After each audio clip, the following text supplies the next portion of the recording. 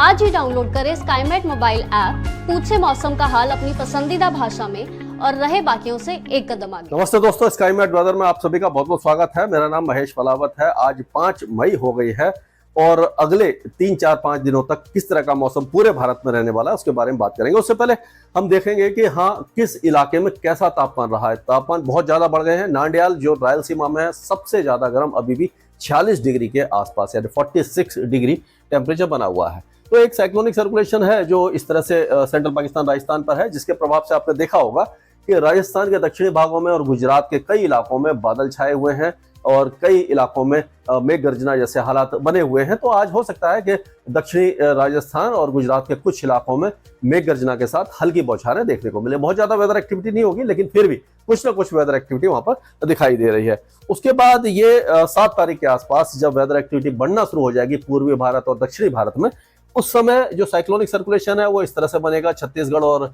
उड़ीसा के ऊपर एक तरफ आ जाएगी जो नीचे आएगी ये अपना तमिलनाडु तक, और यहाँ पर भी एक साइक्लोनिक सर्कुलेशन इस जगह बन जाएगा। ये कौन सी जगह है? ये रायलसीमा के आसपास एक तरफ है जो पूर्वोत्तर राज्यों के आसपास जाएगी, और ये नमी वाली हवाएं यहाँ से अरब सागर, ये बंगाल की खाड़ी से नमी लेकर के इधर आएंगी। अगर इस समय बादल देखे जाए तो आप देखिए तो पहाड़ों पर कोई खास वेदर एक्टिविटी नहीं दिखाई दे रही। गिलगित बाल्टिस्तान वगैरह और उसके ऊपर के इलाकों में कुछ है, और बाकी ये नेपाल की पहाड़ियों पर आप देख सकते हैं। और इसी तरह से ये आप देखिए कि जो पूर्वोत्तर राज्य हैं इन इलाकों में कुछ वेदर एक्टिविटी दिखाई दे रही है, और असम मेघालय के ऊपर कुछ मौसमी गतिविधियां, ये गरजने वाले बादल है। और ये जो मध्यम ऊंचाई के बादल है आप देख सकते हैं कि ये आपके जो मध्य प्रदेश और दक्षिणी राजस्थान और गुजरात के कई इलाकों में दिखाई दे रहे हैं।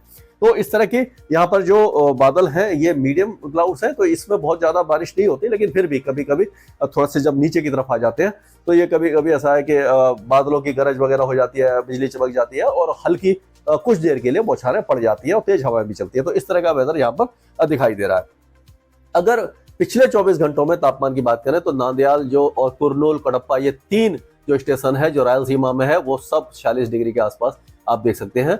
महबूबनगर जो है आपका तेलंगाना में 45 डिग्री है, रंटाचिंटला 44.8 है, गुलबर्गा कर्नाटका में 44.7 है, अनंतपुर फिर रायलसीमा में 44.7 है, निजामाबाद तेलंगाना में 44.6, आदिलाबाद फिर जो है वो तेलंगाना में 44 के आसपास, अकोला, मेडक, तिरुपति, अमरोती, चंद्रपुर, खम्मम, नालगोंडा, टिटलागढ़, बोलंगीर, ब्रह्मपुरी और परवनी, ये सारे जो हैं 20 जो पहले सिटी हैं जो सबसे ज्यादा गर्म आपको दिखाई दे रहे होंगे। तो अगर मौसम की बात करें तो वैसे आप देखिए कि जो वेदर स्टेशन है तो यहाँ पर आप देखिए ये जो इलाका है ये 42-43 डिग्री के आसपास यहाँ पर बना हुआ है।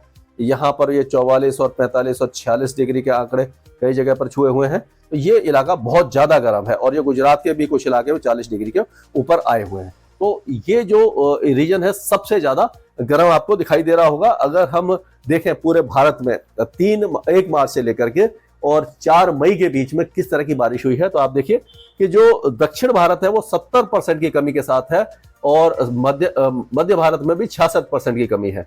और अगर देखा जाए तो नॉर्थ वेस्ट इंडिया में 2% ज्यादा बारिश हुई है, और नॉर्थ ईस्ट इंडिया में 30% की कमी है। केवल नॉर्थ वेस्ट इंडिया में 2% ज्यादा है, और पूरे भारत में 17% की कमी है।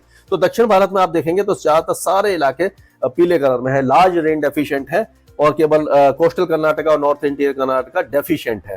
और बाकी भी आप देखिए नॉर्थ ईस्ट इंडिया में भी डेफिशिएंट काफी ज्यादा है, और ये नॉर्थ वेस्ट इंडिया में डेफिशिएंट है। केवल ये जो आप देखेंगे जो सेंट्रल इंडिया है यहाँ पर थोड़ा सा ये माफ कीजिएगा, सेंट्रल इंडिया में 66% ज्यादा बारिश हुई है, सबसे ज्यादा बारिश सेंट्रल इंडिया में हुई है। तो यहाँ पर आप देखेंगे लार्ज एक्सेस रेनफॉल आपको दिखाई दे रहा होगा। लेकिन अब सिनारियो बदलेगा, पूर्वी भारत के साथ साथ दक्षिण भारत में बारिश की गतिविधियां बढ़ने वाली हैं। अगर हम देखें कि अगले कुछ दिनों में किस तरह का मौसम रहेगा तो पंजाब लगभग शुष्क रहेगा, कोई भी वेदर एक्टिविटी यहाँ पर दिखाई नहीं दे रही है। अगले 3 या 4 दिनों के दौरान यहाँ पर तापमान थोड़े से बढ़ सकते हैं, गर्मी बढ़ जाएगी, और यहाँ पर कोई भी मौसमी गतिविधि नहीं है। हालांकि पहाड़ों पर जो वेदर एक्टिविटी अगले 2-3 दिनों के दौरान यानी कि 6 या 7 तारीख तक हल्की फुल्की बौछारें कहीं कहीं दिखाई देगी। बहुत ज्यादा स्ट्रॉन्ग वेस्टर्न डिस्टर्बेंस नहीं है।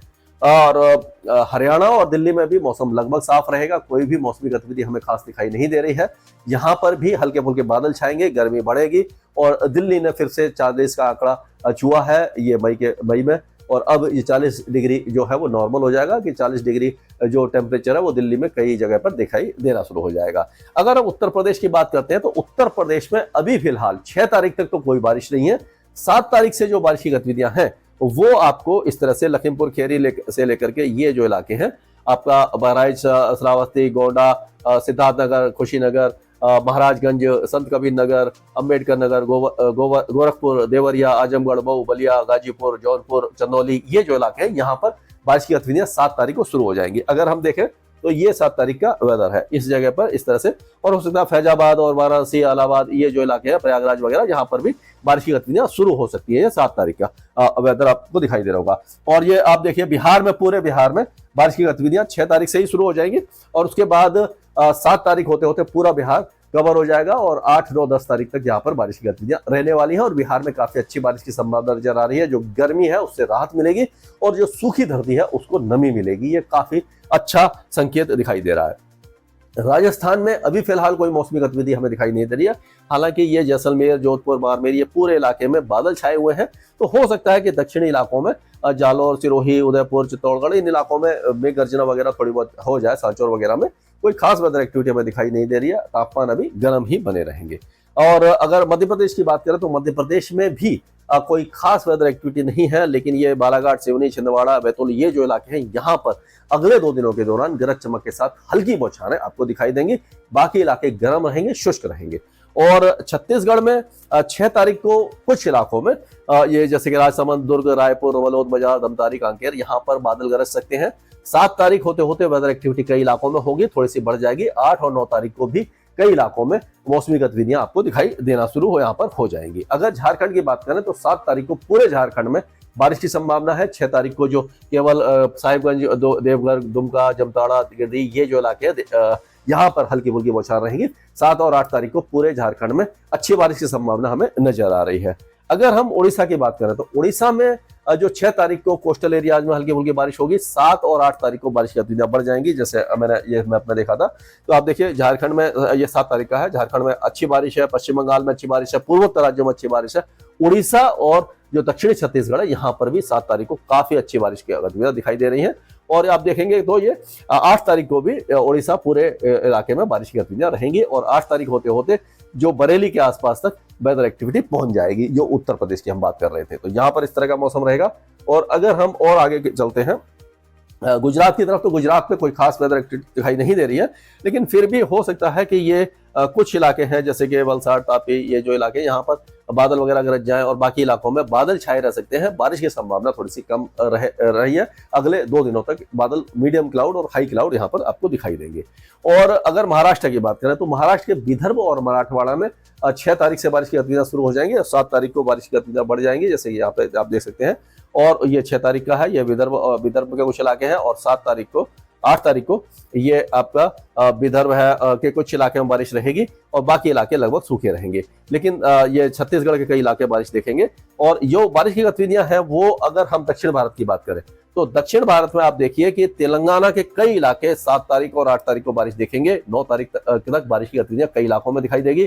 पूरा आंध्र प्रदेश, कोस्टल आंध्र प्रदेश में कम होगी, लेकिन Rayalaseema, Andhra Pradesh, south interior Karnataka, interior Tamil Nadu और केरल, ये सारे जो इलाके हैं काफी अच्छी बारिश देखेंगे। 7 और 8 तारीख को, 9 तारीख को बारिश कम हो जाएगी और जो हीट वेव कंडीशन इतने दिनों से आप देख रहे हैं वो काफी हद तक यहां से हट जाएगी। लक्षद्वीप और अंडमान और निकोबार द्वीप समूह में कोई खास वेदर एक्टिविटी हमें दिखाई नहीं दे रही है।